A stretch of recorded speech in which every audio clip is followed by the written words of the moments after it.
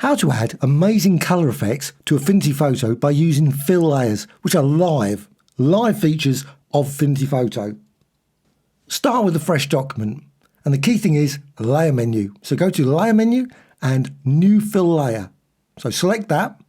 Straight away you get this fill layer, and it's filled with a solid. You can see along here the control bar, and you've got solid. You've also got linear, elliptical, radial, conical, and bitmap. So you can fill them with a variety of different designs.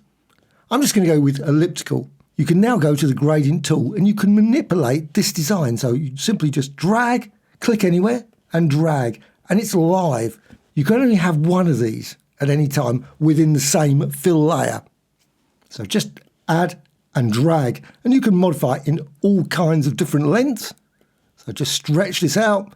You can also lock it or unlock it. So just click here, and you can then stretch it in to make elliptical designs. But you can also go to the swatches panel. You can see the swatches panel here, and that's in the window menu. But in version 1, you can find it in the view menu, studio, and swatches. And you can select a swatch. I'm just going to go with the gradient swatch here. And I can just drag this around, move it around, resize it. And I can also modify, using this fill layer, any of these stops that change the colours. So you can just see, you can move that, you can select one of those stops, and you can change it, reposition it, and you can see the colour there. You can change the colour. So just click, bring up the panel here, and then you can just change it. Just make it maybe white and close. And you can see then you've got white there. What you can also do, go to the layers panel, and you can see it there.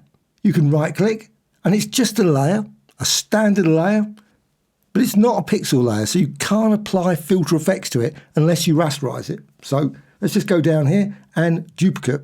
You can also, of course, delete it. Now it's exactly the same as the previous layer at the moment.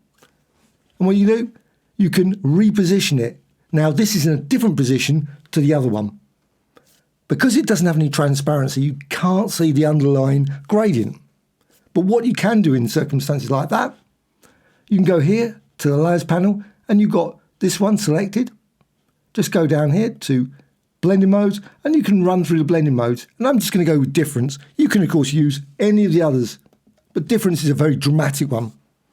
And you can then reposition that. Just reposition it again using the gradient tool.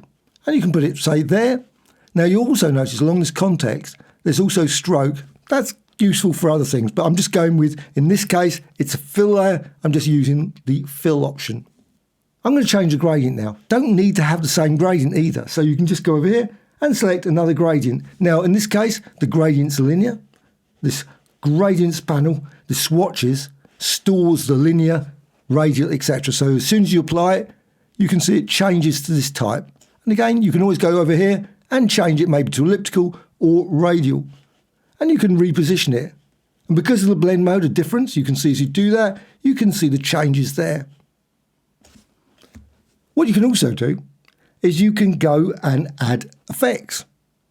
Now, I'm not going to turn these into raster layers. A really useful thing is just deselect all of these. So deselect and make sure nothing is selected. Then go to layer, and you can go down here to new live filter layer and distort, or any of the others, of course, and go with twirl. It's a fairly dramatic distortion, so twirl. And then go to live twirl, and you can change the angle. And you can see what happens. It just move that and just change the radius, change the angle. And you can also change origin point, so you can move it around, reposition it like that. You can also change the blending mode for the effect as well. So you could, if you want, use difference again. So you can run through and just say difference, or pin, or go for add. But I'm just going to go with normal. But you could go through a number of those blending modes, as well as changing the opacity. Click close. And you can see now, over in the layers panel, you've got this twirl filter effect. And if you want to change it, just double click. And it brings up the panel again. And you can then modify the angle, as well as the origin point. You just move it, reposition it, maybe place it there. At the same time, these fills are still live. So you can go to them at any point, and you could, of course, add additional ones. You don't have to have just 2. It could be 3, 4, 5, 10 layers. And you can go here, and as soon as you select it, it's live, so you can tweak it using this gradient tool. And you can reposition it. So as you do that, you'll see the colours change. You can go over there, go there, just drag it around. You can also resize it. Just crunch it in like that, change it that way. And again, you can go instead, you can go for linear. Doesn't matter. Conical, any of them. You can also select the other one. So fill layer, and you can see it's different. And again, you can just change that, drag that around. Again, resize this, squeeze that in, and the colours will change. Again, depending on this twirl effect you've got here. But also, what you can do, you can apply a duplication to this as well. So select it, and as long as it's on top of these layers, that's the key thing. Now, you can drag these around, so you can decide, I don't want that fill, but I want this one. So you can just drag it in between there. So this fill, that's not distorted by that twirl effect. The only one that's distorted is this one, the lower one. But I'm just going to drag that back up there again, put it there. But I can go to this twirl, select it, and you can see it's highlighted there. Right click again and duplicate. So duplicate, and you've got then a duplication of that. And it's exactly the same as the other one.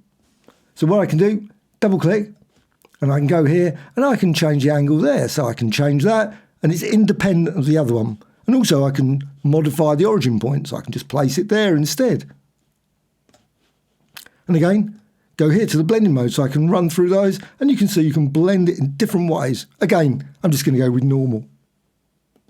So all kinds of amazing colourful gradient effects can be created, and they're all live.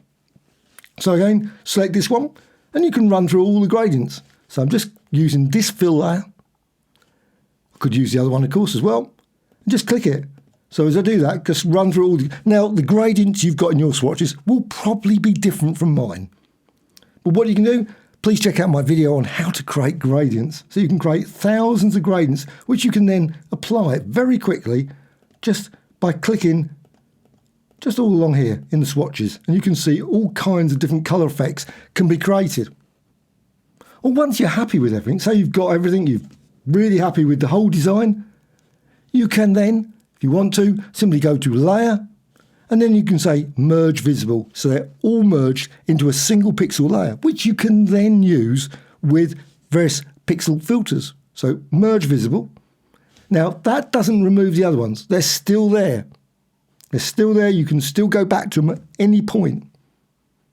But you've got this pixel layer now, which is on top of all the others.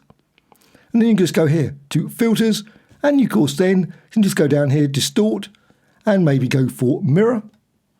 And you can apply mirror effects. Let's just move that there, change the origin position, and say position it there, and click Apply. Now, as you've got the other designs below, you can still, this is a pixel layer here, you can see pixel layer here, it's a layer, and that can also have a blending mode. So you can go here, say normal, and you can go to difference, or go down here, saturate, or lighten. So you can blend those as well with all those twirls and fills below. And if you decide you don't want that, you can always just simply go here and visibility and click and just remove it. And likewise, any of these other ones, you can click here, just remove it, and you're back to the same design as before. There's the original bottom layer of the fill, which you can then manipulate, tweak it in all kinds of ways. Make certain you select the correct layer. If you don't, you will end up, unfortunately, trying to modify the pixel layer. And you can then resize this and tweak that. And of course, you can, at any point, decide to go to Layer and down to Rasterize. And you can rasterize it, turn it into a pixel layer. You will lose these controls. So as soon as you do it, once you've rasterized it, those controls are gone. But then you can go to Filters, and you can go to Distort, and you can apply various filter effects. Again, maybe Mirror. And just modify that. And you can see sort of designs you can create. Click Apply. Hope you found this tutorial of interest. Any questions, please let me know in the comments below. Always great to hear from you. Please subscribe. Also, a like or dislike, always appreciated. Thank you much.